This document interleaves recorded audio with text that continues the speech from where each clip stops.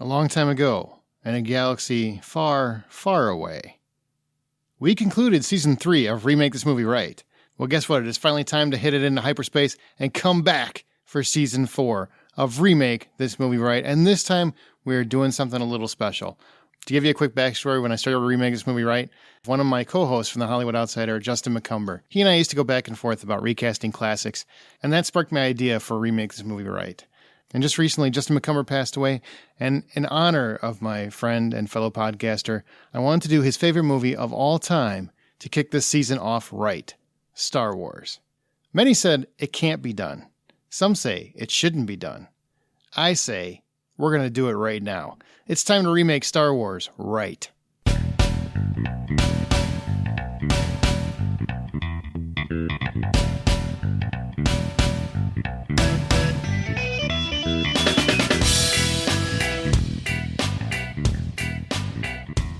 Hello, my fellow cinematic architects, and welcome to Remake This Movie Right. We are a member of the Hollywood Outsider Network. Listen to episodes of Remake This Movie Right on Apple Podcasts or Spotify. Reviews are definitely appreciated, or your whatever podcast app you currently use.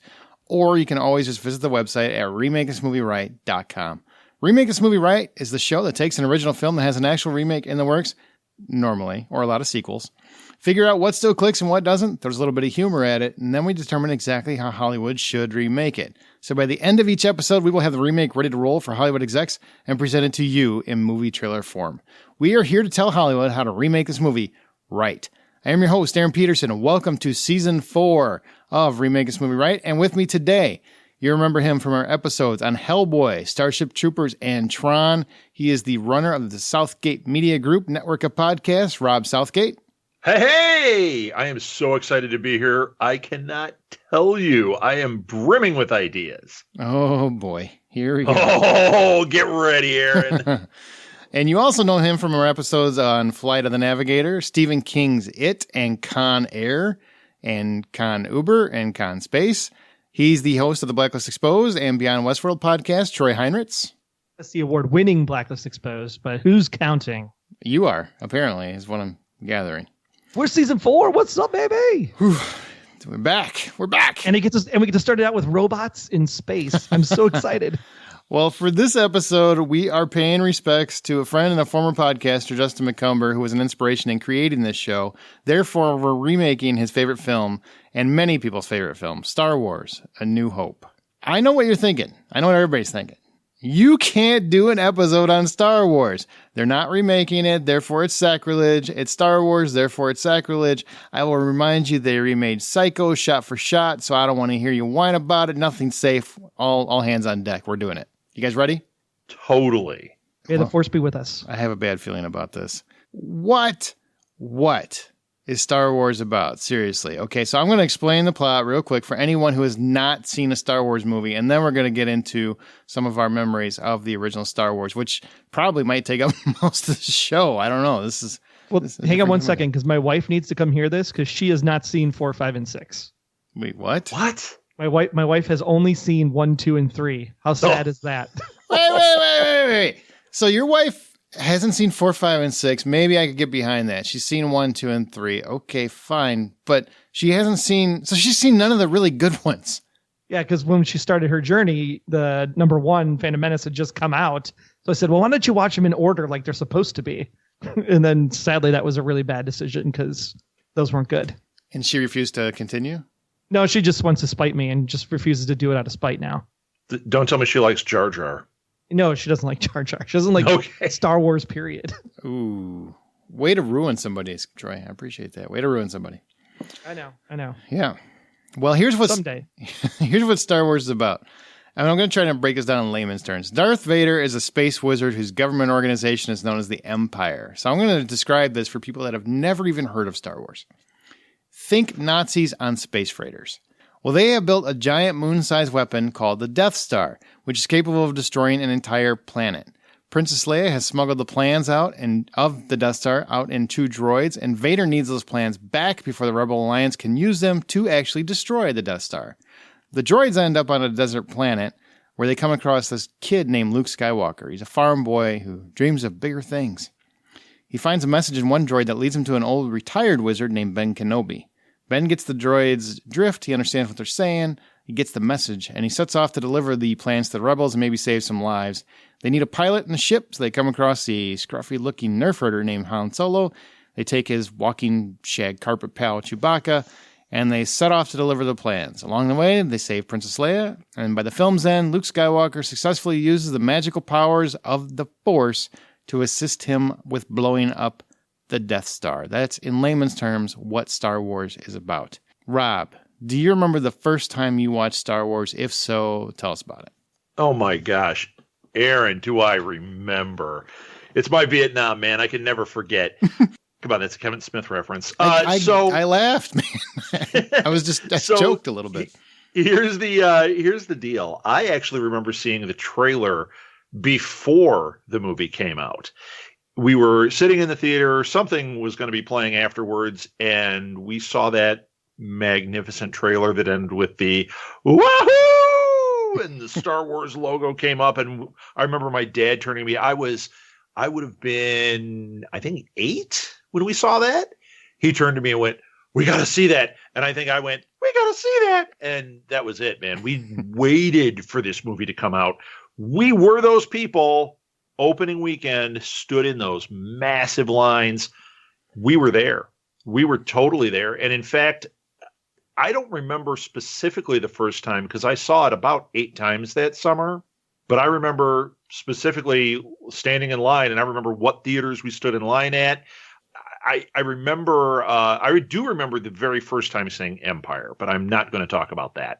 But I definitely remember like just numerous viewings and going at all times of day and standing in line for 2.5, 3 hours just to get in to see this movie. What is it about Empire that you didn't want to talk about? What happened? Well, I figured we weren't doing Empire today, Aaron. Oh, stay on okay. point. I get you. Stay on target. There we go. No, actually, the only reason I remember that is I remember we went to see it and we were with my parents' friends and their kids. We went to see this movie. And I was the one, and my dad, we were the two that were by far the most connected to this. Like, we were all in. The other kids were a little bit young, and they were kind of like, they weren't as into all the noise and the weird creatures. Yeah, losers. Mm-hmm. And I remember coming out of there, we went to a restaurant, and my dad and I sat there like barely able to talk, just absolutely stunned. And we wanted to talk about the whole Vader reveal. And my mom just kept saying, stop. There are people in this restaurant that haven't seen it. We're like, but stop. So that's why I remember so specifically going out to dinner and that whole thing after Empire. But for the first time with Star Wars, man, that trailer, I can specifically see the screen. I even remember the person that was sitting next to my dad. Like I can picture what he's wearing because it was such a huge moment in my life. Wow. What about you, Troy? Do you remember the first time you saw Star Wars? Yeah, Star Wars came out in 1983. It had these little furry fuzzballs called the Ewoks. No, that's Return of the Jedi. That's a different movie. Well, no. See, what happened was that the Return of the Jedi was coming out when I was 7 years old, and when I saw the trailer for Return of the Jedi, my dad turned to me and said, "Hey, there's 2 other movies before this one," and I was like, "What?" So then we decided to figure out how to find out a way to watch Star Wars: A New Hope, and that was, of course, on VHS. And then my friend had a Laserdisc edition of Empire Strikes Back. So we got to see it on Laserdisc, and I was like, this is like the most amazing thing ever. So do you have to flip it? Flip it midway? Flipped it? Absolutely flip it midway. But it was the first Laserdisc player that had CX noise reduction.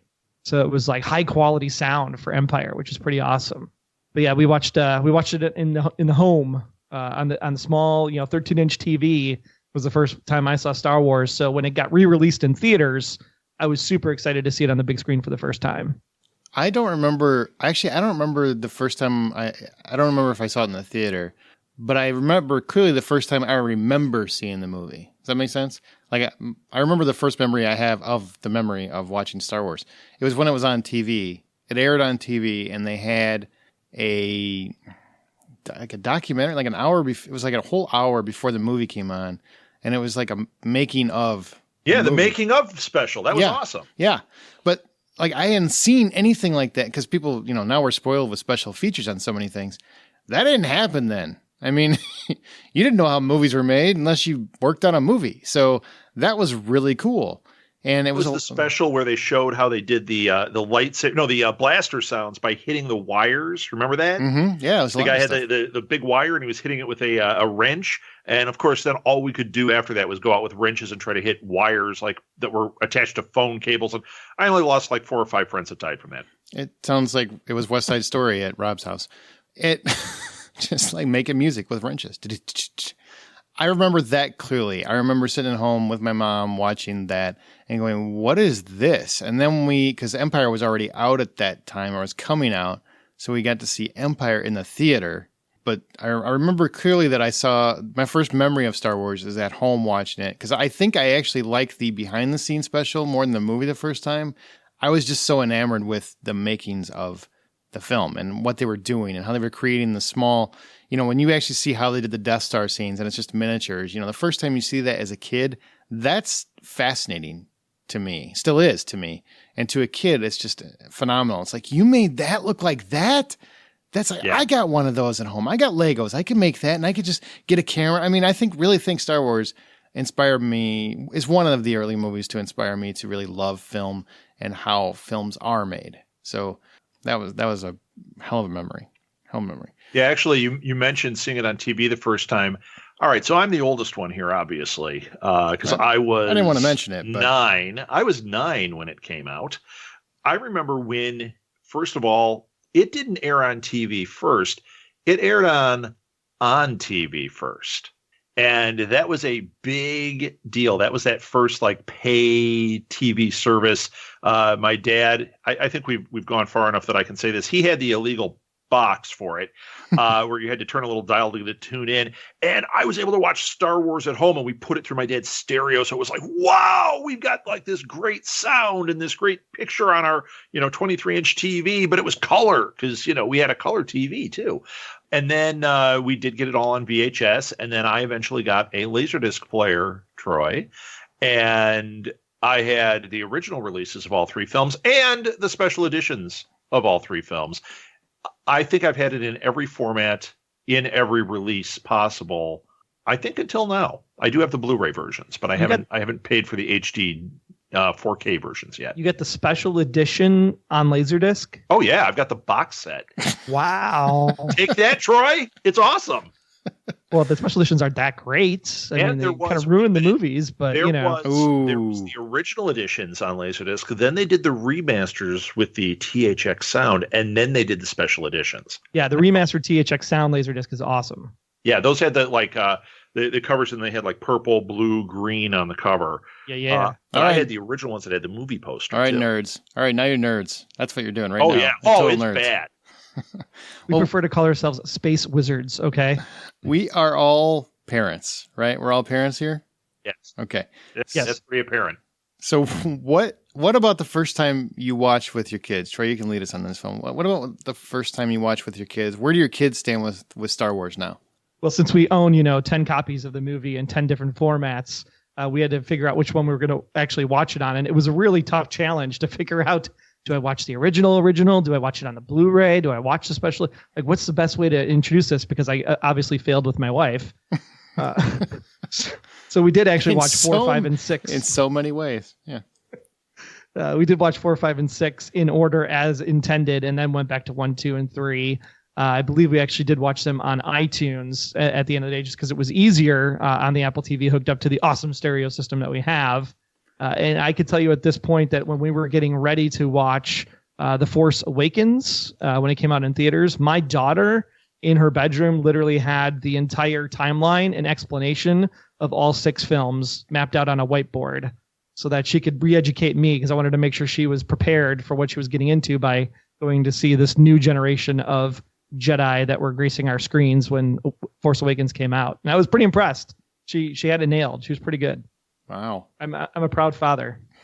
What about you? Way to go, Troy. Here's the deal. We had quite a debate about what order you show it in. She might have been a little bit young. I had introduced the toys into the house, and she was playing with those because I still have my old stuff from the original releases of the toys. All those Kenner toys I still have. And I brought those in, and she was playing with those and enjoying them. And then we thought, let's try A New Hope. We watched it on Blu-ray, and frankly, she was bored. I want to say she was 7 when we tried it, maybe 6. She didn't like it. And Martha, my wife, has never been a big fan at all. She walked out of it when she was a kid. And she did go see it when it was reissued at the 25th or the 20th when they reissued it. And she liked it. She didn't love it, but she liked it. But she's never been really into it. Molly was not into it, but she liked the toys. She liked the characters. Then this is where we go astray. I listened to younger people that told me, no, show her episode 1. She'll love it, because they all love it. Mm-hmm. I showed her that, and my daughter has taste. She hated it. She was not connected to any of that garbage. And she fell asleep during the pod race is what happened. Oh, it was terrible. Well, you know me, Troy. I fell asleep 10 minutes into it. I do that with every movie. Because did I mention I'm the oldest one on here? She was not into it. We didn't make it through 2. We got to that love scene thing when they're on the whatever those hippo things are. And that was it. She was done. She's like, can we just stop watching? Yeah, we can. Ouch. We did go back. I showed her Empire. She actually was cast in a stage version of from Edge Theater. They did William Shakespeare's Star Wars, and she was cast as Jabba. So now we knew we had to go back and watch it. And she watched Empire. She watched Return, and she liked both of them. Once again, not total love, but did really like them. It was actually 7 where she connected. That's where she finally was like, this is awesome, because she loved Rey. It worked for her. That makes sense. Yeah, don't start with 1. Well, I mean, that should be a given, right? Yeah. I will say my son loved episode 1. Loved it. Wouldn't shut up about it. Kept telling me how I was wrong about how bad it was. He's like, it's great. And in his mind, it's I think he sees more of the problems now, but he still enjoys it when he watches it. Like, he can find a lot of good things about it. So my nephew talked me into going to see the 3D version of it a few years ago, because he really loved it. And he was like, "Come on, Uncle Rob, they're showing it in 3D. You're gonna love it." And at that point I was like, I don't know. I'll give it another try. I hadn't watched it in years. Holy cow! I actually would choose a root canal over that. That was awful. But I think we got to in 3D. We got to be clear though. When it came out, what was that, 95, 96? I forget the year. So kind of put it out of my memory, because it was like June. It was like 100 degrees outside. We stood outside in line for tickets because they didn't have this thing called the internet where you could buy stuff. You mean are you talking about the re-release? No, like the Phantom Menace. Episode 1. That was 99. That was a 99. Holy crap. Mm-hmm. But yeah, we're standing outside in line. It's 100 degrees. We got in line at 6 a.m. in the morning to buy tickets at 4 when the theater opened. And then we had to get back in line in order to wait to get a seat and get a good seat, because the showing didn't start until, 11:59 or whatever it was at night. So we'd been in this line all day to see this movie. So whether it sucked or not, it was going to be the greatest thing ever, because we just literally waited outside for like 18 plus hours. Right. And so I think we were blind when we saw it initially, and then we saw it again and we were like, holy crap, this is what we waited in line for? Please could I have my 18 hours back. Well, back to my kids. So he loved that one. My daughter, we saw the re-release of Star Wars, A New Hope. And I don't know if she loved it, but she was like enamored with it. And I think that might be the first time I actually saw A New Hope on the big screen. I think up until then it had all been TV or home video or whatnot. So I don't even think I had seen that one on the big. I had seen Empire and I had seen Return of the Jedi, but I hadn't seen A New Hope on the big screen. And I thought that was fantastic to watch with your kids. And Phantom Menace, even though it wasn't great, I mean, I still enjoyed it with my kids. It's one of those things where I can look past it if I'm enjoying it with my. And I saw the other movies with my kids, and I think that made those better than they probably had any right to seem. Sure, for sure. So, well, it's funny. When I saw 2, we had seen it when it came out, and it was I couldn't tell if I liked it or not. Like, there were parts I really liked and parts like that I was like, what am I watching? Then I went with another nephew to see it at the IMAX, and I walked out and went, hey, that was pretty good. And I couldn't figure out why it was good until later I was reading about it, and they had to cut like 20 minutes out of the film to make it fit in IMAX. So they edited all that frolicking on those space hippos stuff out. And all like that whole thing with Anakin and Amidala down to about 2 minutes of the film. It made it way better. I have to see this version. Yeah, it was weird. And it was what they did when they released it initially, and they threw it in IMAX. They cut about 20 minutes out. I know that when it came to home video, they had monkeyed with that some. There is stuff that was definitely missing from when I saw it opening weekend. So what do you guys think Star Wars has meant for you and your lives? Wow. Man, that is deep. Mm-hmm. That is way deep. Yeah, we're not used to that with you, Aaron. Come on. No, I'm serious. I mean, this is one of those rare movies that affects people in very, very emotional and deeper ways. And I think it's influenced a lot of people in ways completely outside of fandom. So how has it influenced you? Yeah, I wouldn't say it influenced me specifically. What I think I am influenced by the movie because what the movie was able to do, what George Lucas was able to do on an initial, $10 million budget becomes $12 million, by the time the movie actually gets released. I'm more impressed of what the cinematography and the filmmaking and what that did for the industry at the time, because it just made so many more things possible. I don't think Star Wars affected me until we were sitting in The Force Awakens and having something so beloved by so many generations and so many people, and seeing a grandfather and his son sitting all next to each other to watch this thing when Force Awakens came out. That's when it hit me. Like, this is epic. This is, when they say it's the Star Wars saga, I mean, it's lasted generations. It's lasted eons. It's that moment in the theater when Force Awakens ended and to see all three of them just in tears because we're so excited because this is back and that it was actually pretty decent, even if it was a retread of A New Hope. I think that moment was, this is what Lucas wanted. He wanted harmony amongst all peoples and all generations around one thing, which is really what the Republic was. It was a way for everybody to live in the universe together. And I think that came to fruition when you saw Force Awakens open. That's beautifully said. Rob? Yeah, I think it affected me in profound ways. Well, first of all, I'm sitting in a room here as a professional podcaster and media guy. Probably a lot of the thanks goes to my childhood and seeing Star Wars and really, Aaron, you nailed it. That making of special had a huge impact on me. It made me want to be a filmmaker. It made me play around with acting. I'm sitting here in my home studio with a Dave Dorman. I've got two Dave Dorman prints right in front of me of Empire Strikes Back, AT-AT Walkers, and then his cover for Dark Empire 2. I've got pop vinyls and action figures from Star Wars right in front of me. And this is just, it's everywhere in my house. It's integrated in my life, even though I think if you walked in here, you wouldn't go like, oh, Star Wars guy, because I've got all sorts of stuff, but it's here. It's infused in my life. It's affected me creatively. I've read, the different books, the Creative Impulse and those big ILM books. I mean, I don't know. It's had a huge, huge effect on me and sent me down a path. See, I've had to think about this quite a bit because I'm not the diehard Star Wars fan. I love Star Wars, and I love the original trilogy. Then the prequel trilogy really sucked a little bit of that out of me. Really did. And as much as people don't, they kind of go back and forth, and I think it's cool to hate on Force Awakens now. I don't know when that happened, but I don't. I love Force Awakens. I love Force Awakens. I actually think it gets better every time I watch it. I don't care if it's a remake of A New Hope. Me too. I don't care. I enjoy it. So I'm a fan of Star Wars. I legitimately am a fan.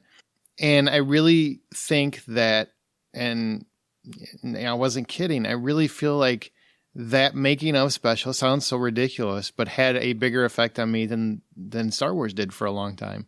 Because I had, up until that point, had never really seen the machinations of special effects. And, you got to remember, that was probably late 70s, early 80s when that came on. I mean, I think it was right before Empire. So it was probably like 80, 81, something like that, whenever it was. It had to be 79 or 80, something like that. But seeing that done, when you're a kid and you're poor, and, you can't imagine these things actually being real, and you see them, look, you can make them real. that did more for my life probably than the movie or any movie at that point. It really just inspired me to, there's such a bigger world. I was already a dreamer, but that made it such a bigger world that you could make happen with just learning how to do things a certain way, and it really inspired me, and it really sparked an interest in movies with me. It really got me infused with excitement about what can be done in movies, and I wanted to make movies. I wanted to write movies about crazy things that couldn't be done currently, but eventually could be done. And then all the things that I thought couldn't be done eventually have been done in every movie. I mean, I can't think of anything anymore where they can't make it happen. But at that time, there wasn't many things that were actually happening. So the fact that Star Wars made it look like there's actually a giant battle in space and they have laser swords and everything looks real, that was fabulous to me. And it just inspired my whole world for years to come. Well, I think for me, it also still had that profound impact of it launched me into reading tons of science fiction and even led me to fantasy. And you know, I when I found out the references, like I found out that the Hidden Fortress is essentially what George Lucas mapped Star Wars out of, I started watching Japanese films. It got me into all this foreign film stuff, which, you know, it really goes back to Star Wars. And that's been such a huge part of my life.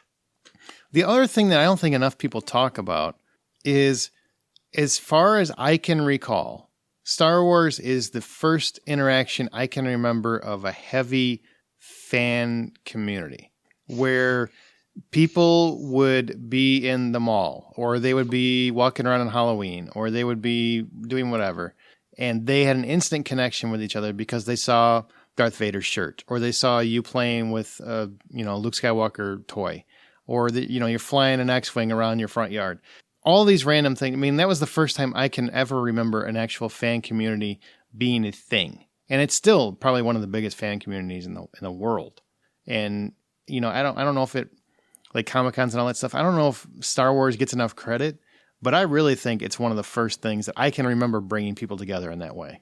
I remember wearing my Star Trek, the Blueprints to the Enterprise shirt to school and almost getting beat up because at that time it was like, you're a nerd, bam, but you wore a Star Wars shirt and it was like, they'd go, oh, cool. Mm-hmm. Like it was you were just as much a dork. But now all of a sudden everybody was kind of like, yeah, I guess I'm kind of a dork too, because it's pretty cool. So yeah, Star Wars, it is kind of the thing that crossed over. Troy's all quiet. Did you get beat up for your Star Wars shirt? I'm actually wearing my Star Wars The Last Jedi shirt as we speak. Hey, Aaron, let's go over to his house and beat him up. I know, right? Hold still, nerd, nerd, nerd. That's only because my Star Wars Flight Simulation 30th anniversary shirt from Star Tours was actually in the wash. Wow. You know what? Some inside of me, it just bubbled up jealousy, believe it or not. If this was Twister, you would be the extreme. When that shirt was $80 inside the theme park and I got it for $20 at the Company D store, that'll make you even more jealous. Yeah, Troy, work it. Score! Yeah, look at that. Nerd bragging. Love it. All right, so please subscribe and review us on Apple Podcasts, Spotify, Google Music, or whatever podcast app you use. We do appreciate it. If you have your own pitch or thoughts on this week's show, you can email them to remakeismovieright@gmail.com. Here is a clip of the original Star Wars, and I do want to say it's really hard to find clips without the music in them. Really is. So enjoy this clip. You fought in the Clone Wars? Yes. I was once a Jedi Knight, the same as your father. I wish I'd known him. He was the best star pilot in the galaxy. And a cunning warrior. I understand you've become quite a good pilot yourself. And he was a good friend. Which reminds me, I have something here for you. Your father wanted you to have this when you were old enough, but your uncle wouldn't allow it. He feared you might follow old Obi-Wan on some damn fool idealistic crusade like your father did. Sir, if you'll not be needing me, I'll close down for a while. Sure, go ahead. What is it? Your father's lightsaber. This is the weapon of a Jedi Knight. Not as clumsy or random as a blaster. An elegant weapon for a more civilized age. Okay.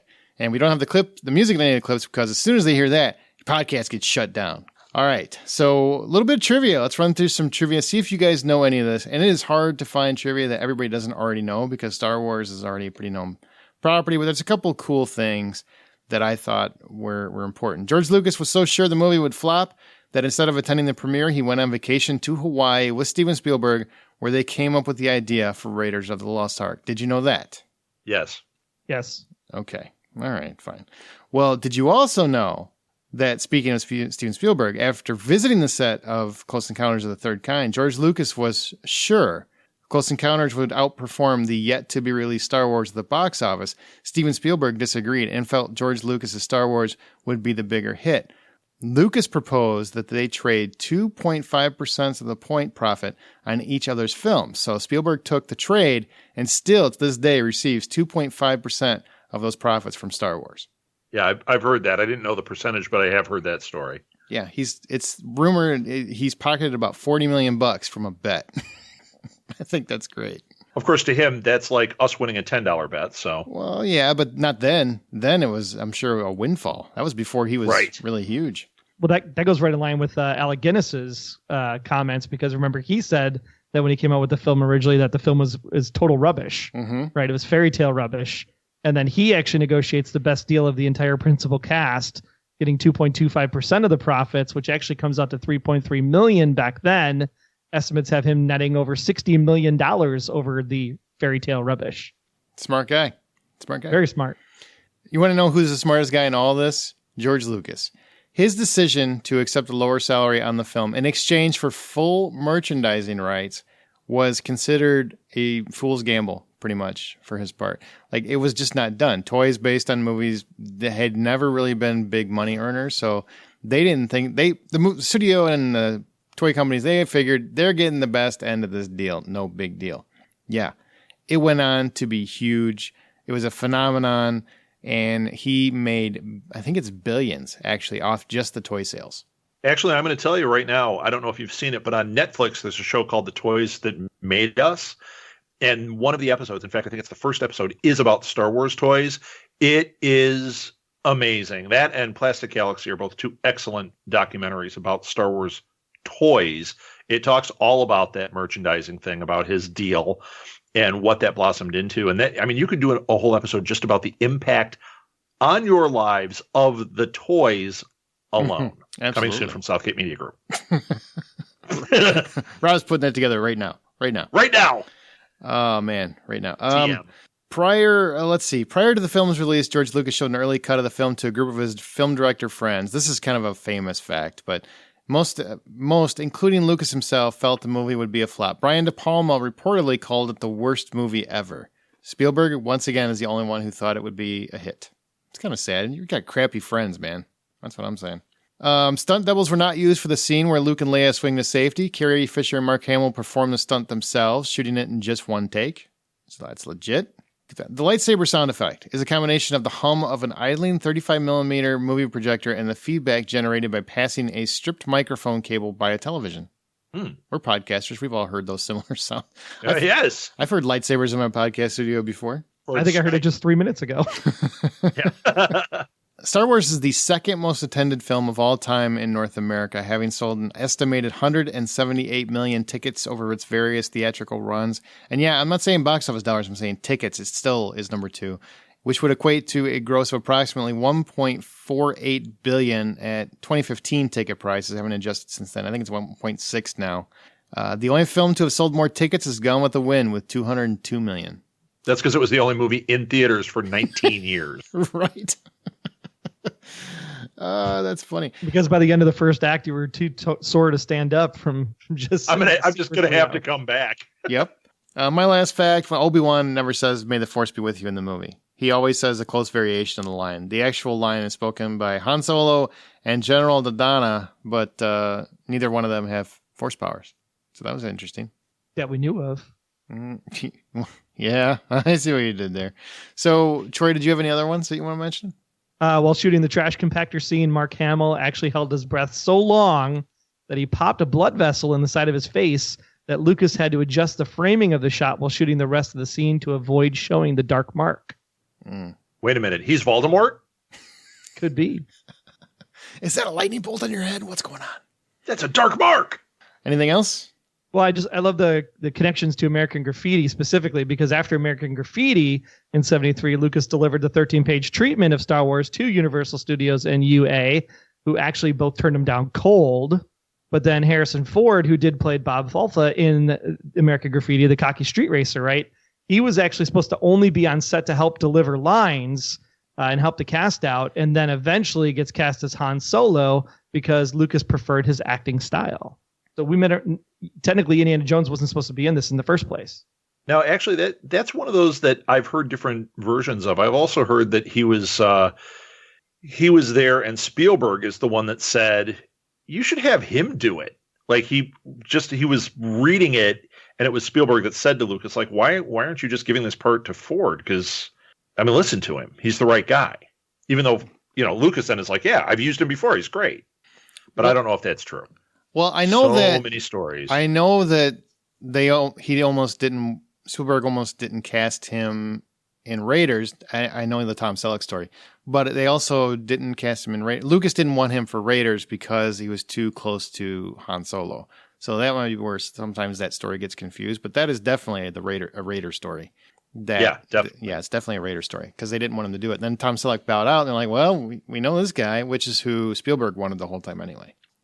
So Lucas really needs to listen to Spielberg more often because he's more right than Lucas is. And he's got a lot of money too. Mm-hmm. I would agree with that.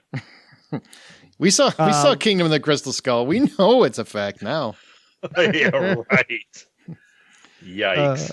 And then last one, just to keep with the sound effects going as podcasters, Chewbacca's growl is a blend of a bear, a lion, a walrus, and a badger vocalization because much like Chewbacca, Honey Badger don't give a damn. Bazinga. You said all that just to get to that one joke, didn't you? I sure did. Troy's been working on that for a week. Yeah. You're welcome. All right. Hey, that was good. So the original, let's move on to the original before we get to our remake. I believe that. I didn't get to do any of my trivia. Oh, well, you said at the start you didn't have any. You didn't have any. I don't have any. But I do want to share this. Have you guys seen, it's a film, but it is chock full of Star Wars trivia. There's a movie called 5/25/77. Have you guys seen this? I saw Fanboys. Is that like that? It's significantly better. Sorry, fans of Fanboys. This movie is significantly better. It's made by Patrick Reed Johnson. Mm-hmm. Here's the deal. Here's why I'm recommending this so highly. First of all, it has not had a wide release. You can catch it just if you follow it on Facebook. They'll tell you when it's playing in different cities. I got to catch it here in Chicago. Okay. Patrick Reed Johnson, it's autobiographical. He made this thing. He grew up actually near Chicago, like North Side. What happens in this movie, it's not a movie about Star Wars per se. He wanted to be a filmmaker. He was so inspired by like Spielberg and these other guys, like Kubrick. And he's one of these guys messing around with his Super 8 camera, and they show him like doing all these goofy special effects. Like, I don't know if you guys played around with that stuff, but I certainly did. Absolutely. Trying to make her own stuff. And his mom, in support of him, gets him like an appointment to meet a guy that was a cinematographer. I think it was on Silent Running. You remember that film with Bruce Dern? Yep. Okay. She sends him out to California. And he's like, I don't even know what I'm doing here. The guy, he gets there. He doesn't know what he's going to do with him. He's like, I don't know. He goes, hey, but I could take you to a set. You can meet this guy, Steven Spielberg. And he's going, humming. And he gets in there. All he had done so far really that he knew was like Drive and Jaws. And he walks in and you see they're doing a special effect for Close Encounters. And Spielberg comes in. He's a kid, right?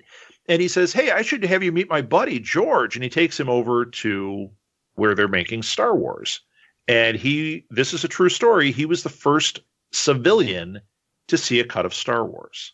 And then he goes home and he's trying to explain to people what he saw. And they think he's nuts. And he's like, you don't understand. This is going to own your world. There's these things called lightsabers, and there's these Wookiees, and there's this. And people don't get it. It's just like, I saw this movie and I'm not a crier. I was crying through this movie. It's just beautiful for people that were affected the way I was. But it's full of trivia, full of Star Wars trivia and facts, and so much of it is true. And I've actually written to the director. We've become friends on Facebook, and it's legit. He was trying to tell the real story. He, funnied it up, but he's like, yeah, these are the things that happened, and here are the Star Wars trivia type things that he could put in there that he was like, yeah, I tried to make it really accurate to what was going on. So there you go. There's my pro tip for you, and definitely check this out. 5/25/77. All right. Well, now let's talk about the actual movie. We talked a lot about nostalgia and everything else. So just the film in general, and this is just the first movie. We're not talking about any of the sequels or prequels or anything else, or dear God, we're not talking about the expanded universe because it doesn't exist. So just A New Hope, Star Wars A New Hope. Troy, what is it about the original that you love? What makes it so notable? I think the best thing about the original Episode 4, A New Hope, is that it really showcased space in a way that I don't think you got to see prior to Star Wars hitting the screens. It was just such an expansive ability to see the World War II dogfighting that Lucas watched in order to make the X-Wing fighters do the things that they were able to do. It was like, these are jet planes in space. I mean, you just couldn't fathom that and have it cross your brain. Plus you have this giant ship that's a Frisbee that shouldn't be able to fly and maneuver the way it does, just from a physics perspective. Just that whole art of possibility and seeing what space could be like at that time, as we're big into the shuttle program, and oh my gosh, if we can get shuttles, and if we could put men in shuttles, and we can go to the moon, and we can go to Mars, and I just think at the time the space program just needed that boost. So it was really exciting to see what space was all about, and the fact that there could be other alien-like things out there in the galaxy, and that we weren't our own people just by ourselves. I thought was just a way to look at the world differently as well, especially growing up, young, influential teenager at the time, as this stuff is out there. I mean, it really shapes who you become and how you approach other people in the world. So I think that's really what New Hope brought to the screen for a lot of us growing up. For me, it was the cast was perfect, even though a lot of them were really new to acting. You could tell, it was obvious, but I think for the roles and the fact that you have such really simplistic dialogue, and a lot of it is really, I mean, if you look at it on the page, it does not work. And those guys found a way to make a lot of that work. And then ultimately, I think it's the simplicity of it. I love Star Wars because it's not too complicated. It's one of those movies that I find to be a great family film because it's very simplistic in everything about it. Dear Lord, it's not Episode 1 where it's just politics and da-da-da. I mean, that's in here, kind of, but it's nothing like, I mean, it's just so well done. It's an underdog dreamer, realizes there's magic and evil in the world, and it's up to him to save the entire universe, and so he goes off and does it with his friends. That's like everybody's dream. It was like one kid's imagination on the big screen, and it was just so well done. Yeah, I'm going to say actually the same thing. Basically, it ignited my imagination. That's really what it did on every level. And I do love that it is a simple story. It's the hero's journey. You see it played out over and over through literature and through film. And you know what? I still buy it every time. And it just worked for me. And like I was saying, how my daughter connected with Rey, I connected to Luke. He was a kid who, it was like the way people, like kids now connect to Harry Potter. That's how we connected to Luke. He was this kid that, by all rights, that's going to be his life, is living on this moisture farm. And then it turns out he's savior of the galaxy, and he gets to fight with light swords and all this just incredibly cool stuff. Aside from the base story, it was also the look of it. A lot of sci-fi had this like shiny, cheesy look, and I loved that it was grimy. I loved that the droids really seemed like robots as opposed to like boxes with lights on them or people dressed up. It really hit me on every level, and I don't know. It's one of these things that kind of makes me emotional. Here it comes. Look out. You wanted me to cry on here, Aaron. It's coming. So on the flip side, what no longer works? Is there anything about this movie that just doesn't work for you guys anymore? I know it doesn't work for Lucas because he changes every 5 years until they took it away from him. It's got pacing issues. It's got pacing issues in a big, bad way. And it also has clunky as hell dialogue.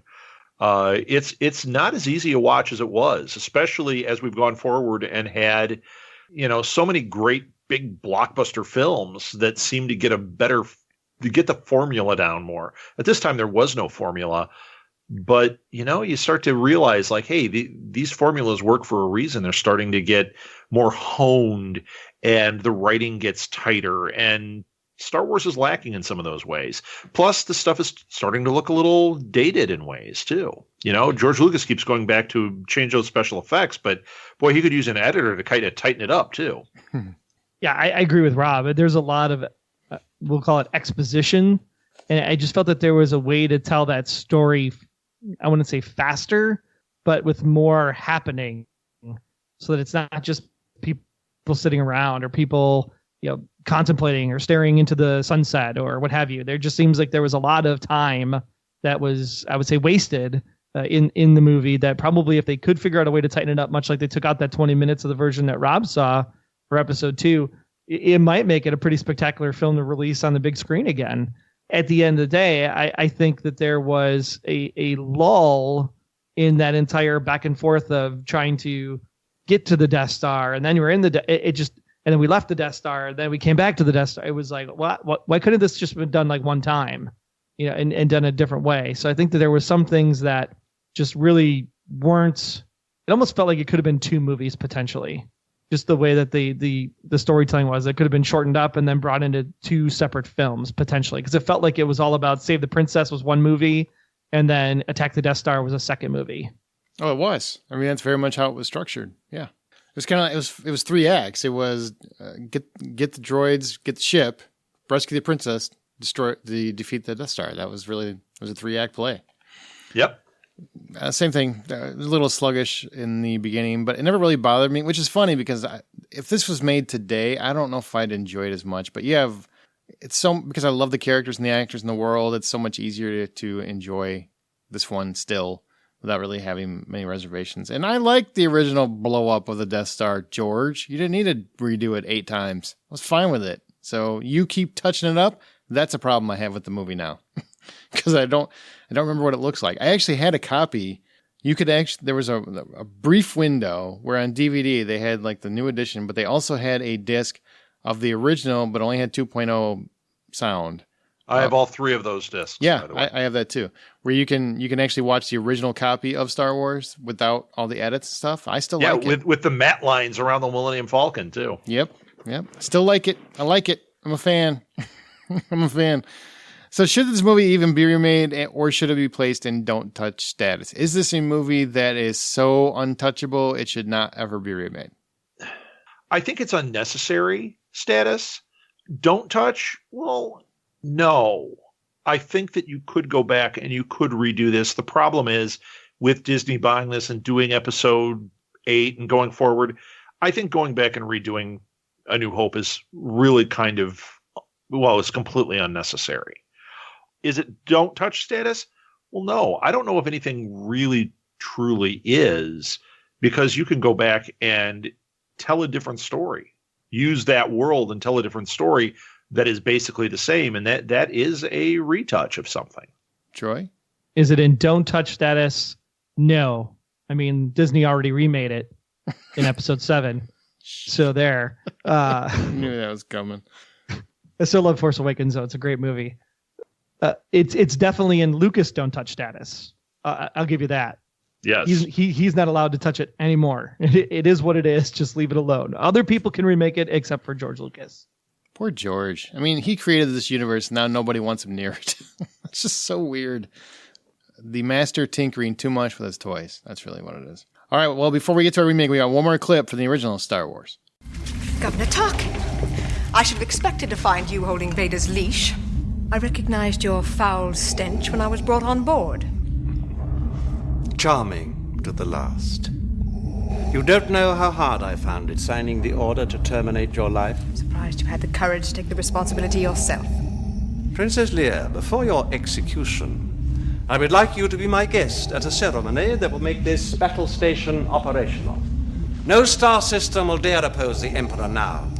The more you tighten your grip, Tarkin, the more star systems will slip through your fingers. I hope you enjoyed that clip because I never know when Disney's going to make me take it down. All right, so there are no remakes in the works, only sequels, prequels, and sidequels. I don't know what they're calling those.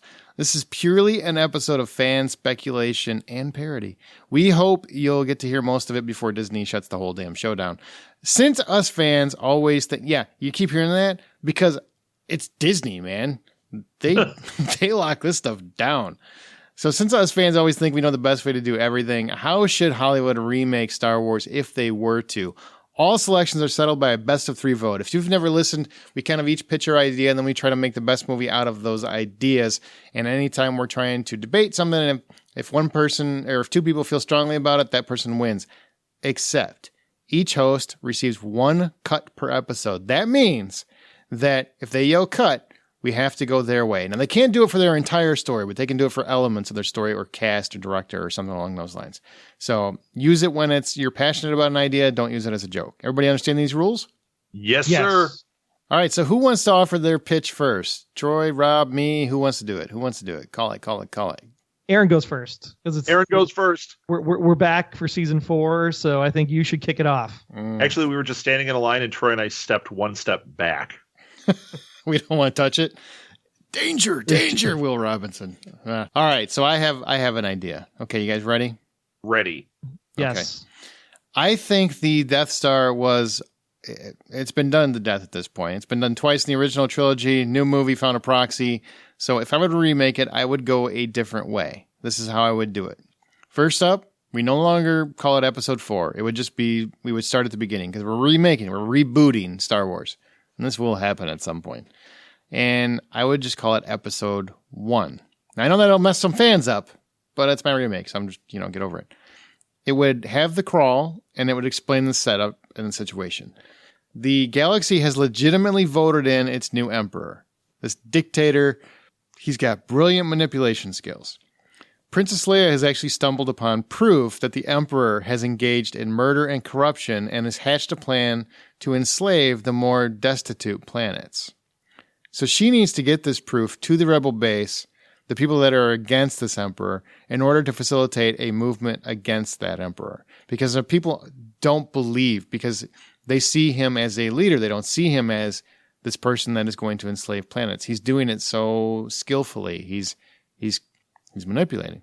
Before she can do that, her starship is attacked, of course, by Darth Vader. Now, you don't mess with his look much, maybe sleeker, but keep it simple. And as Vader attacks, Leia and her 2 droids, R2-D2 and C-3PO, all board an escape pod and are shot onto the planet Tatooine. Her ship crashes on the farm of Luke Skywalker, and she begs for his help. She needs to find a freighter and get to the rebel base on the other side of the system. But he isn't so sure the Empire is such bad news, because they fronted him alone to keep the farm. That's part of their manipulation tactic. They're actually setting them up to think the Empire is helping them. All the while, they're setting them up for slavery, or long-term slavery, so they can have people basically, doing everything they need to do, manufacturing, everything else, farming, and doing it as slaves to the Empire without them realizing it right away. But this Luke is a little different. He's mid-20s. He inherited his farm from his uncle. And I want this set up so when Luke eventually does choose to leave, I want him to still have something to lose by leaving. Because the one thing in the original Star Wars is, well, of course he's going to go because everybody's dead and his farm's burned down. He's got no reason to stay now. I want him to have something to lose. So by doing right and helping the princess, he actually stands to lose that farm that he owns. That's to me like a big change for me. He has an old friend, Ben Kenobi, who has been training Luke for years on the ways of the Jedi, of the Force, a magical thing that trained people known as Jedi can utilize to alter reality, affect objects, change minds. So Luke has already been training to be a Jedi because he's always been fascinated by it. Him and Ben have been friends for years since he was a little kid. And so he's always been training him for that because I don't want Luke to just magically be awesome at it. I want him to actually have developed a real skill at being a Jedi before he sets off in the world. So he already has the powers of a Jedi. He's just very passive about it. He doesn't use them for what they need to be used for. Ben immediately knows Leia, demands to see the proof, and both Ben and Luke are convinced to help because they see that proof. They head to the local cantina. This is where it kind mimics the original a little bit. They find the ship and the pilot. They meet Han and Chewie. Han sees the proof, but he won't help unless he's paid because that's how Han is, which he is paid. Then he agrees to get them across the system to Alderaan, where the rebel base is. The film then becomes a number of set pieces, side quests. Our heroes attempt to reach Alderaan with the proof of the Emperor's plan. And at one point, Darth Vader does catch up to them and captures their ship. But Ben separates and disengages the tractor beam so the others can escape, similar to the first one, but kind of different. And Darth Vader kills him in the process. The film ends with a close race by Vader and his forces to stop the Millennium Falcon before they reach Alderaan, and our heroes escaping the clutches right at the last minute, with the movie ending as Leia hands the proof of the Emperor's misdeeds to her rebel leaders, right as Vader shows up to see it broadcast around the entire system, the entire galaxy. The film ends with Leia turning her head, looking at Vader, and simply saying, "May the Force be with you." Oh, snap. I like it, Aaron. All right. Woohoo! You go. And by the way, I wouldn't have Luke and Leia be siblings. I don't need it, but that's up to the fans. They can decide that in the second one. Go ahead, Rob. You seem like you're ready to go. I took it a different way, and I went, okay, what would I correct and what would I change? So here we go. I'm going to start by saying it's wiping away the prequels, too. I'm with you. I'm not calling it Episode 4. Okay, I'm calling it Star Wars. I'm calling it A New Hope. I'm not calling it Episode 4. Here we go. So the film starts with the crawl like normal. It's iconic. I want the same intro where the ships are coming in. We see the Corvette, and then we see the big Star Destroyer. This time, after Vader captures Leia, now we have that whole thing. We don't really have C-3PO, but we see R2-D2 in the escape pod, and it goes off. But he gets out, and there's no life form. They do that whole thing. It's all very similar. It seems similar. Darth Vader comes out of that back thing. We see him come out, and we see him, after having killed all those rebels, turn off the lightsaber, walk up, and they have Princess Leia. Leia gets away because of the bumbling stormtroopers. She's able to duck back into the Corvette as they are jettisoning it into space, because to them it's just trash. It's a piece of garbage. And she gets on it and then zooms off. Vader goes crazy, kills the troopers responsible very swiftly. We have a very menacing figure in Vader. He is killing without mercy. I'm also going to set this up so you guys understand Vader gets no redemption story in my Star Wars universe. We see the Corvette jump to light speed. The Star Destroyer is too slow to catch it. Vader reports immediately to Palpatine. So we get a Palpatine immediately, not waiting for 2 movies. Now we see Luke, who's on Tatooine. He is younger. He is actually played by somebody who's like 15 going on 16. He's very isolated on this farm. We also find out that Luke's last name is different than Skywalker. This was a problem in the original movie, is that his name was Skywalker, and he stayed with his aunt and uncle. You think Vader would have figured that out? He would have. Luke is not pining away to get off this planet. Aaron, we're getting similar here. He believes that he is destined to be a farmer on this moisture farm, and he has no aspirations of really leaving there or anything. To him, like I said, his world is very small. He is living with Owen and Beru. He doesn't call them aunt and uncle. They're just Owen and Beru. They actually have Ben, who's very old and frail. He comes over, and he and Owen have a conversation about this being of age, and Luke has to leave with him, and Luke doesn't want to go, and they force him in kind of a harsh way. What they end up telling him is that, yeah, he's been hidden here until his maturation, and now it is necessary that he be trained by a great Jedi master. We also see within Luke's stuff that he has some propaganda, some books and things about the Empire, some information about Vader, and Vader is referred to as Anakin Skywalker in this material. So right up front, it's already out there. Luke doesn't believe any of this about him being in hiding. He doesn't believe what's going on. He's kind of freaked out by Ben, even though he knows him. He's very uncomfortable with this. He tries to resist, but he is forced. He is kicked out of their house. He is left with zero choice. He must go with Ben. Ben takes him to Mos Eisley. We're back to that original timeline. They go to the cantina. Luke encounters these strange beings. Now we've got a little bit of this, like, he's a farm boy. He's not in his element, you know?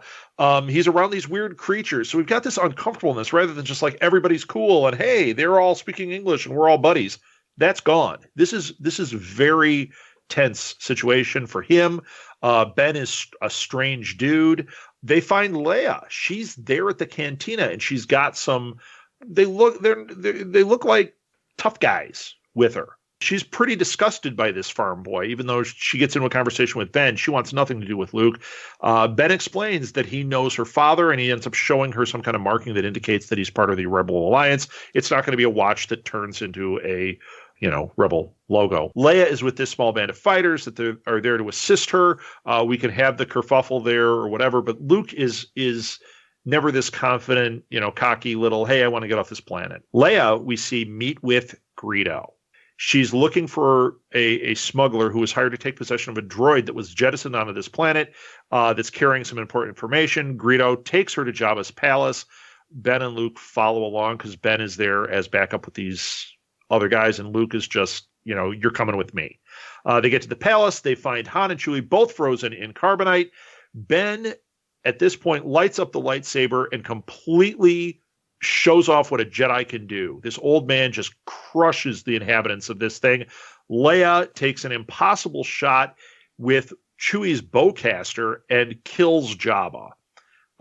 They find the droid and they take him aboard their ship and they're out of there, and they take Han and Chewie and save them. But they're not real happy about any of this situation. Traveling. Oh, let's say this. Page 2.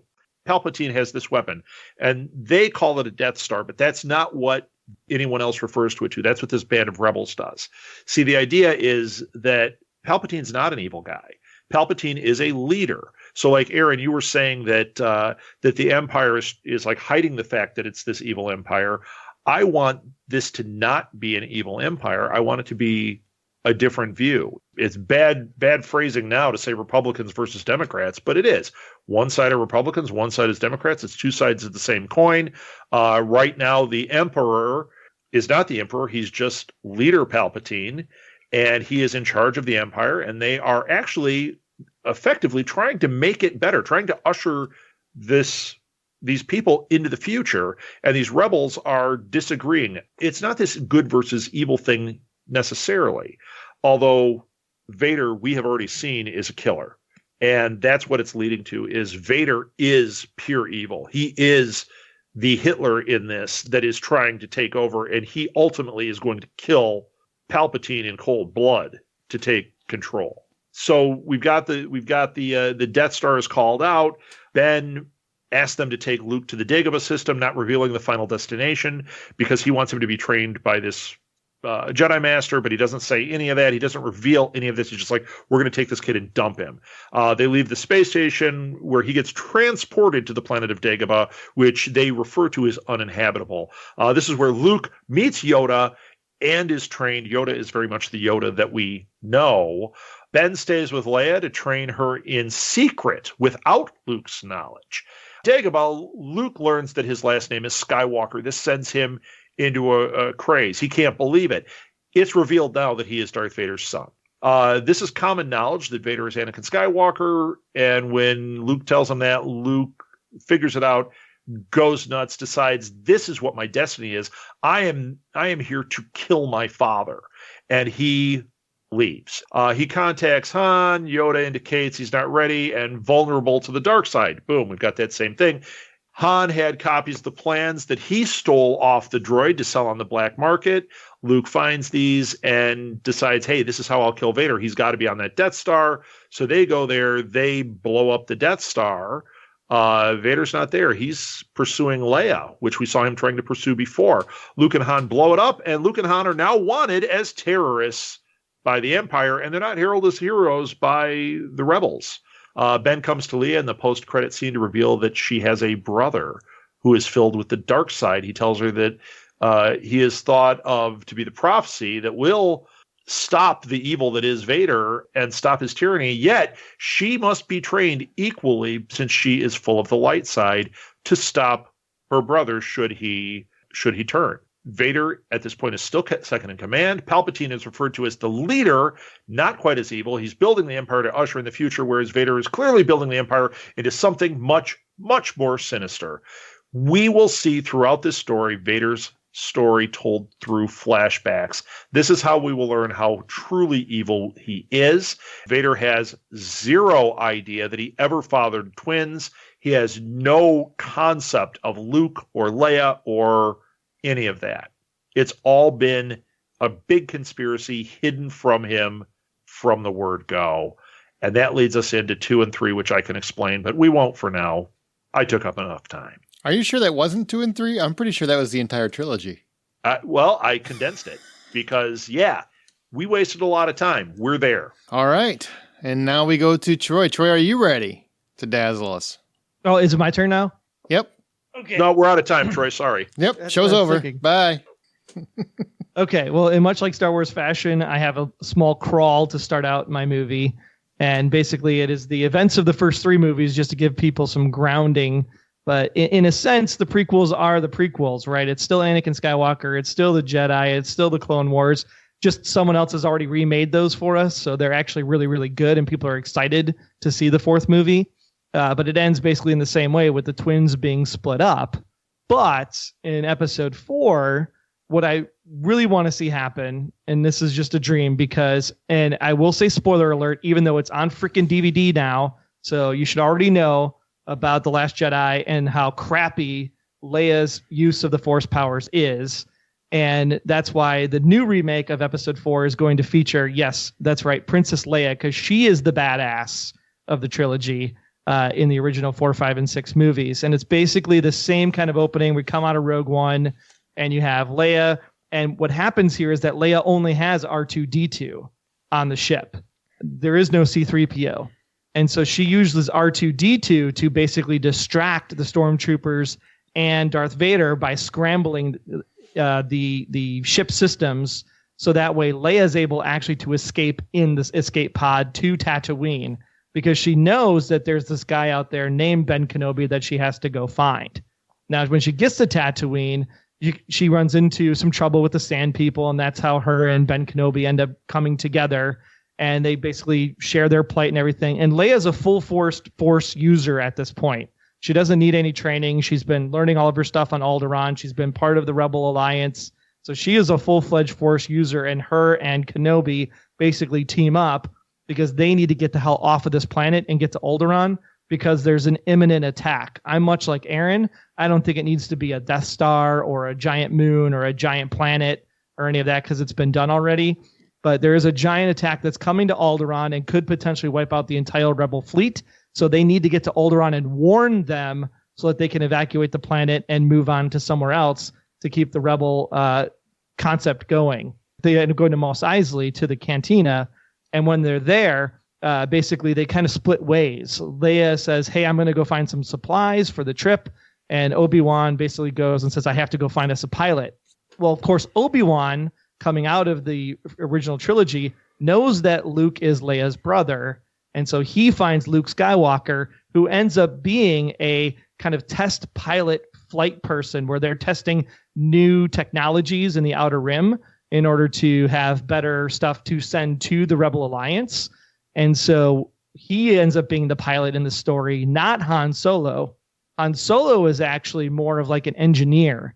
He's a tinkerer, he's a builder, and he's actually building C-3PO with his Jawa buddies because we're going to cut out the whole Jawa part to make the front of the movie go a little bit faster. And so he's there helping with his Jawa apprentices building C-3PO, and that's when Leia and Han Solo bump into each other, which kind of starts the romance budding aspect of their relationship early on in the first movie. And so when they all come together, the 4 of them, we find out that they have been able to track the princess down to the planet. They escape, and they end up going to Alderaan, where eventually the entire process of the war, the battle scenes in space, the whole thing, and they're trying to protect everybody from fleeing the planet to go somewhere else.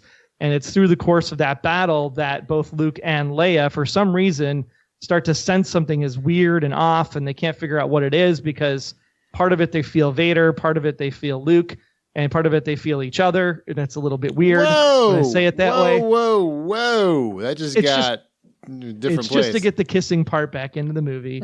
But they kind of sense something is up. And then as they come towards the climax, Kenobi ends up taking a ship on his own and has to basically get them off to safety because they know that the twins have to survive if they're going to, overcome Darth Vader and the Empire. And so he ends up sacrificing himself in a space duel with Darth Vader, one-on-one in the ships, much like you see him trying to take out Luke in the original movie, but this time it's Kenobi versus his master, and they're fighting back and forth. And as that's happening, he's communicating with Leia using his force powers and says, hey, by the way, that Luke guy, he's your brother. And that's where we get the reveal.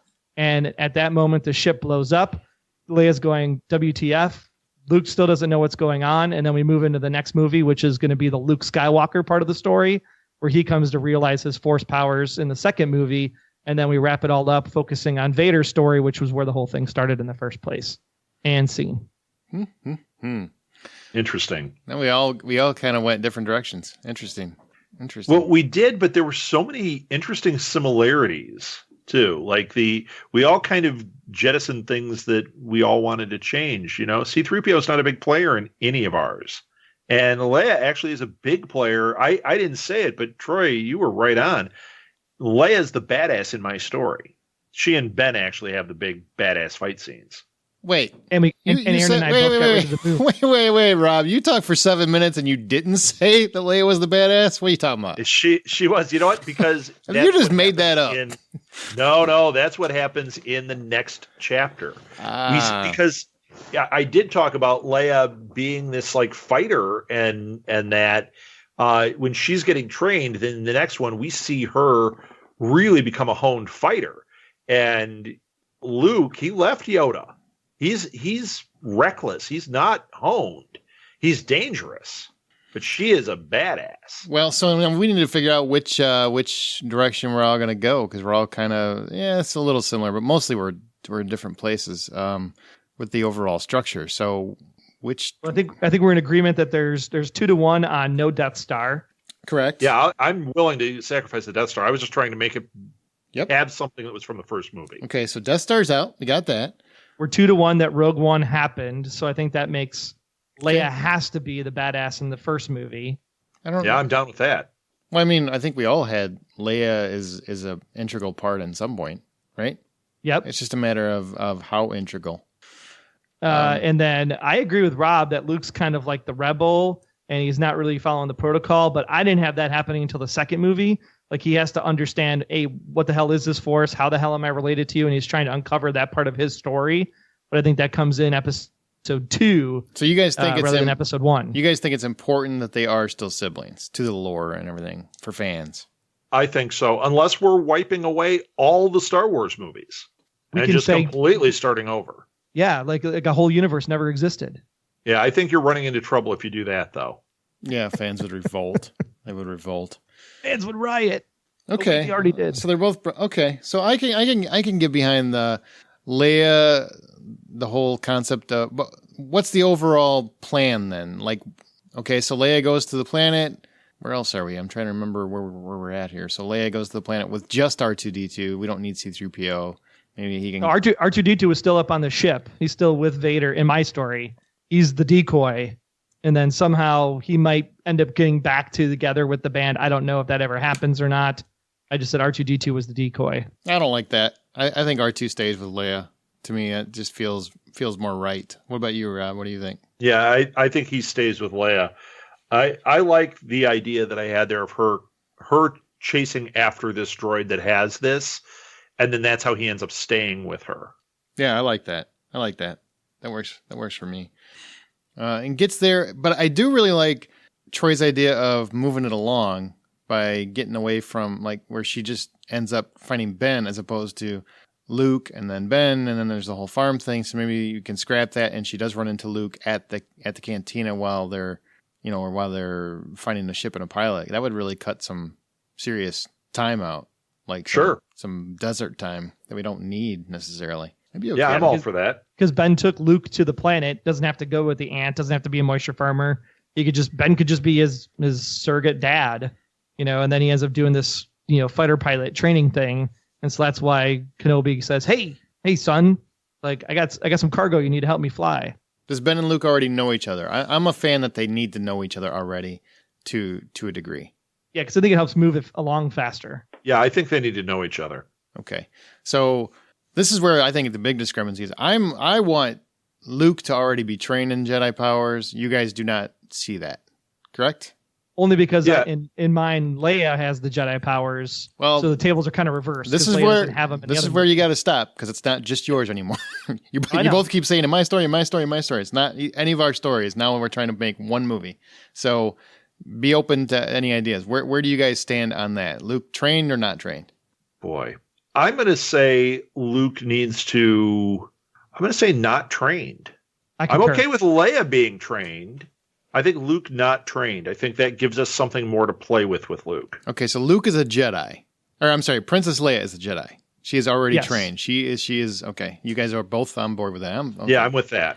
So what does the droid have? Is it like in my story? Is it proof that the Emperor is wanting to enslave planets, or what else is there? What other? Sure, I'd go Yep, with that. I'm good with that. Okay. So then they all connect, and I think everything else is pretty much similar. And they're trying to get to where is it? To Alderaan. Okay.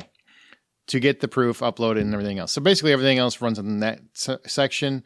What about, Rob, I'm trying to remember, because you had a lot of ideas in that one. So I'm trying to remember what. What do you mean? There's a lot of ideas in there. You had a concept that I really liked, where maybe it could be spun off of, where the Empire tries to paint Luke and Leia as terrorists.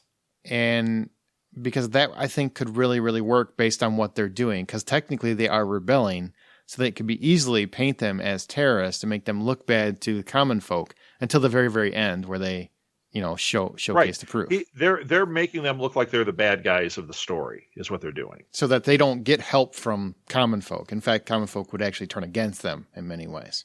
Right. Report them. Well, maybe the Emperor has, in the time that Leia's been away, maybe somehow the Emperor has already infiltrated Alderaan, and now there's like an Imperial seated Alderaan that they're kind of walking into a trap. It's a trap! When they're trying to get to Alderaan to upload this information or spread this information. And so that's what they have to fight through, is how do I get this information presented to the right people, knowing that there are Emperor spies all over the place. Okay. Would you have Ben Kenobi die at the hands of Vader? Definitely. Yeah, I think so. Okay. I think we got a movie then. I mean, I think, yeah, we all did have a lot of, except for Leia as the hero of this story. Because that's what both of you prefer, is that Leia is the hero of the story. I think she needs to be. Okay. Well, Especially that's a cool especially if Rogue One exists in our expanded universe. Right. An expanded universe. You can't use those words. It's against the rules. Disney said so. They said extended universe. We said expanded. It's a difference. Right. And they are doing books and all sorts of things that tie in. So wouldn't that be the expanded universe? Well, it would be. Yeah. I mean, I guess now they're doing it different. Yeah. Everything counts now. It just didn't count before because Disney wasn't part of it. Right. Right. The droid has the information. She chases after the droid. They end up on Tatooine. They end up at the cantina. That's where she hooks up with. She looks for Ben because she knows Ben can help her. It also leads her to Luke because Ben knows Luke. They meet up with Harrison Ford and everything else. Then they are headed to Alderaan. Vader catches up to him. That's where Kenobi gets killed. And then they get to Alderaan. They get led into a trap, but they escape the trap because of they're being painted as terrorists. And they finally get the information that gets released to the galaxy and proves that, haha, you sons of bitches, Emperor is shady. Is that right? Yep. Sounds good. Okay. But all the while, it's basically like if you follow A New Hope, but it's different except because Leia is the established Jedi in this. And Luke will find out, but in this film or like in future films, which one would it be that he's related? Will he find out in this film that they're related? Will Kenobi tell them? Yeah, I think if we're going to ditch the way I was saying it, I think you have Kenobi tell him. Let him find out. Let him find out everything. Okay. I like that because it just always felt weird because it's almost like, I'm sorry, George, we could tell you didn't want them to be brother and sister to begin with. Okay. All right. Either that or you've got some weird ideas. Yeah, buddy. You had some changes of heart. You're like, you know what? It'd be cooler if they're brother and sister. And nobody said, George, you know they made out in like one movie? Nah, that's just like a brotherly sister kiss. And not where I come from, man. That gets you on a list. All right. Well, I think we got a movie. So here's a huge question. Who should direct this new reboot of Star Wars? Oh, man. Steven Spielberg should, since he made so much money off the first one.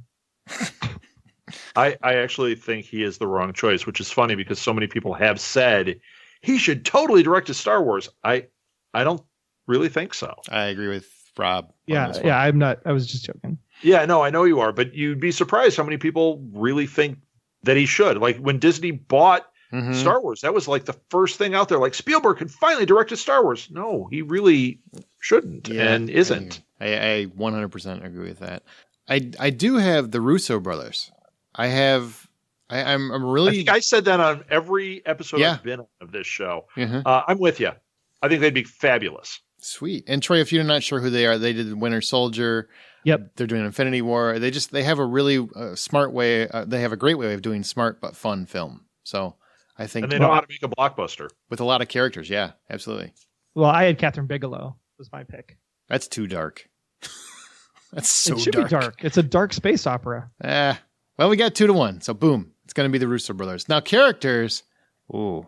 Based on a remake, we recast. I say 2 leads, but it's Star Wars, so we can do the big ones: Han, Luke, Leia, Ben. You can even throw in a Vader if you want. So Han Solo. Who would be your pick for a Han Solo? You know, this was one I really labored over. Not Han Solo in particular, but the recasting. I want to go all unknowns. I just want it to be a completely fresh slate. I couldn't come up with anybody that I wanted. I was like, I'd want to just see who's out there, but I want it to be unknowns. I don't have unknowns. I'm sorry. That's all right. I've got Jensen Ackles. I've got a lot of CW people here. I've got Jensen Ackles from Supernatural. I just think he'd be a great Han Solo, personally. He would be a good Han Solo. That makes sense. Troy, you got one? All right, I'm gonna hold my Han Solo for Luke then, because I kind of like that idea. Which one? Jensen Ackles? Yeah, sweet. I do. Sweet. All right. Well, just for the purpose, but it might flip, because obviously Luke's got to probably be a little bit younger than Han Solo. I think I had Matt Bomer for Han Solo from White Collar. I could see him in either role, actually. But I guess it would depend on who you cast as Leia then, because if they are still twins, they got to be somewhat similar in age. Yeah. Matt Bomer doesn't look that old, man. He doesn't. No. I mean, I guess, and I've seen him play a dad in a movie, and I had a hard time buying him as a dad because he's just he looks so dapper. I'd be fine with Matt Bomer for Han Solo too, if that makes that easier. It doesn't matter to me any. I don't know. Depending on which one you think looks younger, one can play Luke and one can play Han Solo. Well, let's go with Leia then. Let's just jump to Leia. I had Eliza Taylor for Leia. That's who I had from 100. Oh man, it's a good one. That's really good one. I know she's like in the limelight right now because Tomb Raider's out, but I had Alicia Vikander playing Leia. She was good. She was pretty good. Depends on how old you want to go with Leia. That seems a little old for me. Eliza Taylor, man, she's somebody I think can play the character you guys came up with. Actually, she wasn't my pick until you guys cemented the idea that she's the hero, and I'm like, man, she's really an actor that I could see pulling off that part today. You know, I love me some 100, so I can't not accept your choice. and Luke, go with an unknown for Luke. There you go, and then you can have your Bomer for Han Solo. I'm okay with letting Jensen Ackles go. You know what? I am going to throw out a Princess Leia. How about Jessica Barden? Do you know who that is? I do. I think she'd be fabulous. She would be interesting, and it's funny because I just saw her at South by Southwest. I actually met her on the street. True story. Oh, wow. Yeah, true story. She's so good in that show. She is great. And The End of the Effing World is who Jessica Barden is. She's great. She looks like she's 12 years old, though.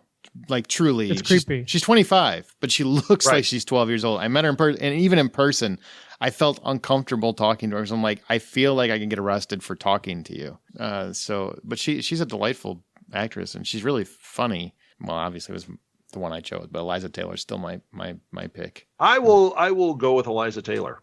I concur. I like her. You know what? Let's go with Rob's idea and just leave Luke unknown. That way you can have Bomer. He gets an unknown. We both get Eliza. Everybody wins with Eliza. I think that works. And introducing, and we can just pick a name. There you go. Anybody for Ben? Oh, I've got one for Ben. Who do you have for Ben? Kurt friggin' Russell. with that beard, No, the ego really? beard. Yeah, I do. No. Yes, absolutely. No. And you know Nope. what? I'm Can we cutting. cut? There's no way. I'm cutting. It's gonna be Kurt Russell. Oh, It's my Star Wars. I think Rob said cut first, and you can't cut. No, a cut. I said cut first. I said I'm cutting. I said that as I said. I said cut. You can't do that. You know what I'm doing. We had a great you got movie up Kurt until this Russell. point. We had a great movie. Why did you go and ruin it? It's perfect. What are you talking about? Kurt Russell's going to make this thing amazing. It's amazing. If I'm going to have my Star Wars, I want my favorite actor playing one of my favorite roles. I think Ben Kenobi, he'll knock it out of the park. He'll rock that beard like he did his ego in Guardians of the Galaxy 2. You're going to love it. You're going to love it. At least you didn't say Jim Carrey. That would have been gross. That would have been worse. Gross. No. He's going to rock the pillars of heaven in this flick. I'm telling you. Dude, stop. It's happening. I don't care. It's happening. All right. So nostalgic moments. I mean, really everything at this. Wait, can I say cut now? Am I too late? Yep. All right, go ahead. Any nostalgic moments that you have to have? You have to have May the Force be with you, obviously. Obviously. In my version, there were a lot of throwback lines. So, I mean, it really depends how much nostalgia you want to have in it. But May the Force be with you is obviously there. You probably want to have a couple of Ben lines. Boy, I can't even think of a good one. Before the Dark Times, before the Empire. I think you get somebody to read that line. I think that's a good one to put in there. I think you need to have the I'm totally going to lose my street cred, but the chess game. Yes, I agree. You got to have the chess game. Yep. I'll go with the chess game. I know what that's called too, and it's totally slipping my mind. I don't have that street cred. Not chess. I always called it the chess game. So we've already got a bunch of them. You still got the Millennium Falcon because that's the ship, right? You can't change that. That's an iconic scene. The Jarek. Thank you. You know, if you are going to include the chess game, you absolutely the one line you have to have is "Let the Wookiee win." We didn't even talk about if there was a Wookiee in here, did we? Or you did, Rob. You had a Wookiee in I here. did. Yep. He was frozen in carbonite and was released, but Yep. and he wasn't happy about it either. I'll tell you that. You know what? I think you could have that. Maybe they found you could actually have that. You could have Han and Chewbacca. They're trying to find a pilot and nobody will take them because nobody wants to get involved. But they have this one. They know of a guy who's frozen in carbonite. If you can get him from Jabba, and then that's a nice little nod to the whole Jabba thing. Where Without having him, Oh, I without kinda having him like to walk that. I behind like him and that step on his idea. tail. Yeah, without actually having Jabba in there, you could actually just have them go and purchase the pilot and Chewbacca or something. The frozen in carbonite pilot. Yeah, I like that. Yeah, that'd be a cool way to do it. And then they're kind of, indebted in a way, even though they don't want to, he doesn't want to be. That gives him a reason to risk his life because, Han Solo doesn't like to do that, especially originally. Cool, man. I think we got a whole movie. I think this is going to be a lot of fun. And Kurt Russell's going to rock it. It's really going to be the best part. Trust me. I'm so glad he dies. Is it too late to say cut? I keep asking. All right. We got one more clip from the original Star Wars. Take a listen. I've been waiting for you, Obi-Wan. We meet again at last.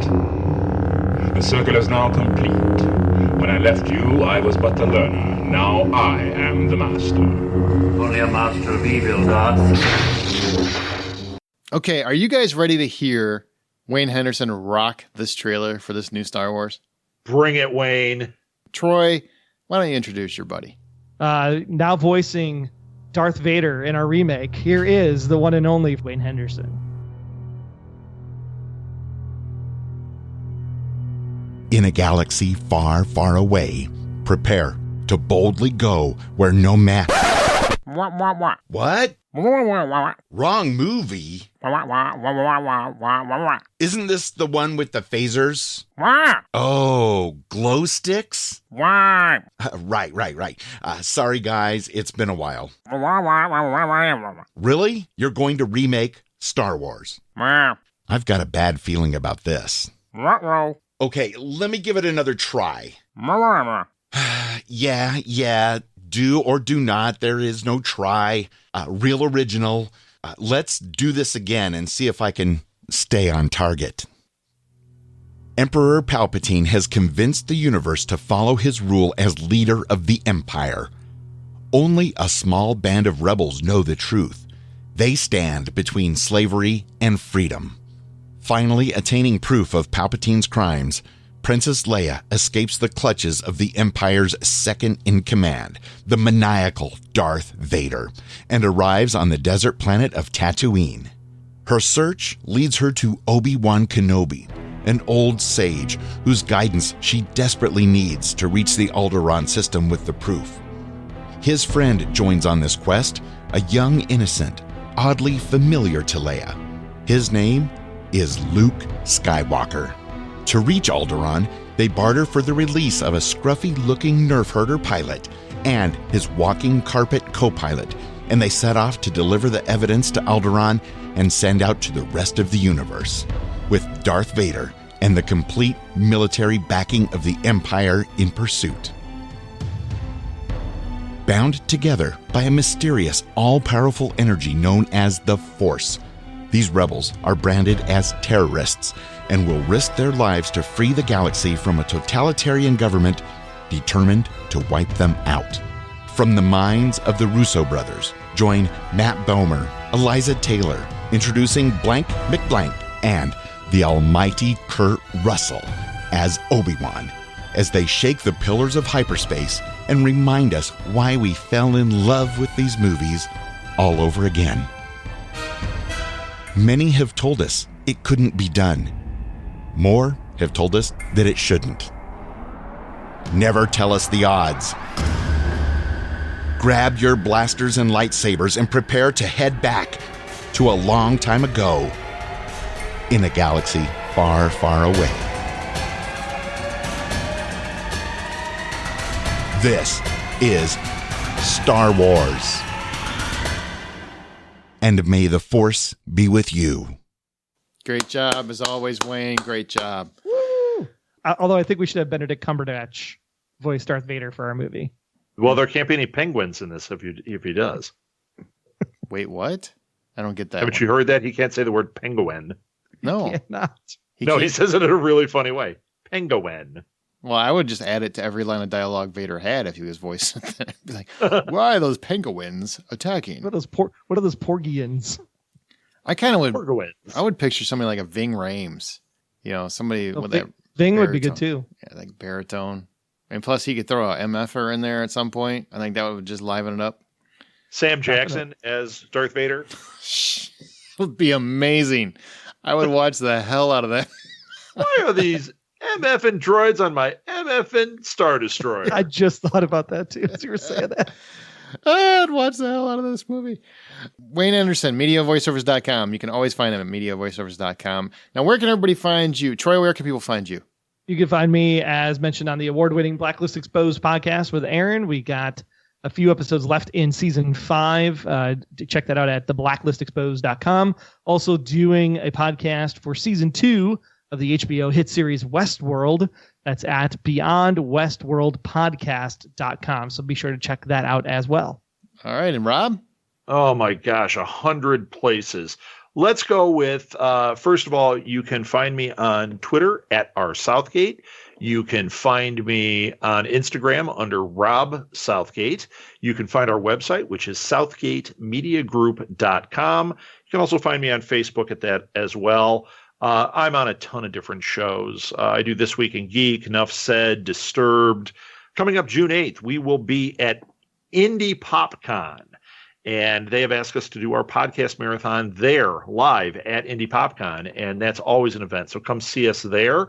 We're going to have lots of really cool stuff. And you guys have been on our podcast marathons before as well. We're going to be doing that. What is it? September 28th, I think.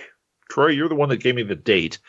It's the end of September. We're going to have our 4th annual podcast marathon at the Blue Box Cafe in Elgin. And we also have the SMG mini cons that we'll be doing throughout the summer. So those are artist alleys and micro comic cons that we do out at Blue Box. And we might be doing a few things downtown. We have so many different things going. Just follow me on social media. Follow at @Southgate or SMG Pods, and you'll catch it there. Awesome. Okay, you can find me at smirkpodcast.com. I have a new podcast called Smirk, also The Hollywood Outsider, as always. You can subscribe and review us via Apple Podcasts. We're on Spotify. You can find us on whatever podcast app you use. Our email is remakethismovieright@gmail.com. Also on Twitter @RemakeRight, or just go to the website at remakethismovieright.com. If you enjoy the show, share it on social media. Really, please do. Reddit, Facebook, Snapchat, whatever the hell is the new fangled fun one that's out there now, please share the show. It really helps build the show's audience. We do appreciate it. Thanks both of you guys for being here on this Star Wars inaugural episode of Season 4 of Remake This Movie Right. I hope you enjoyed it, and I hope we didn't crush anyone's childhood yet. That's going to do it for this episode. The credits have rolled on this remake, but be sure to come back for our next one. Remember that every film you love will get a reboot someday, and only you can remake this movie right.